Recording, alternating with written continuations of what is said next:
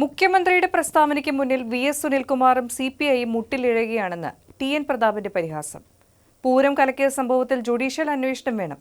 മുഖ്യമന്ത്രിക്കും RSSനും ഇടയിലുള്ള രാമസേതുവിന്റെ പില്ലറുകളാണ് അജിത് കുമാറും ശശിയുമെന്നും പ്രതാപൻ ആരോപിച്ചു. മുഖ്യമന്ത്രിയും BJPയും തമ്മിലുള്ള രാമസേതുവാണ് ADGP എന്നുള്ളതുകൊണ്ട് ആ ADGPയെ സംരക്ഷിക്കാൻ ബോധപൂർവം മുഖ്യമന്ത്രി റിപ്പോർട്ട് മാറ്റിവെച്ചതാണ്.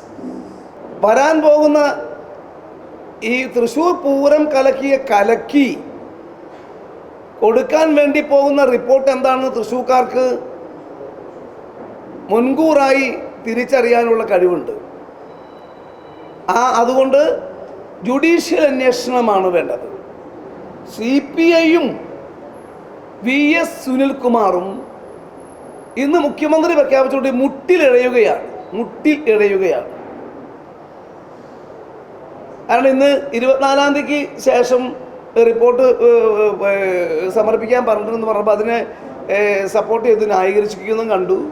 അത് CPIയുടെയും V.S. സുനിൽകുമാറിൻ്റെയും മുട്ടിലിഴയുന്നതിൻ്റെ ഏറ്റവും അവസാനത്തെ ഉദാഹരണമാണ്.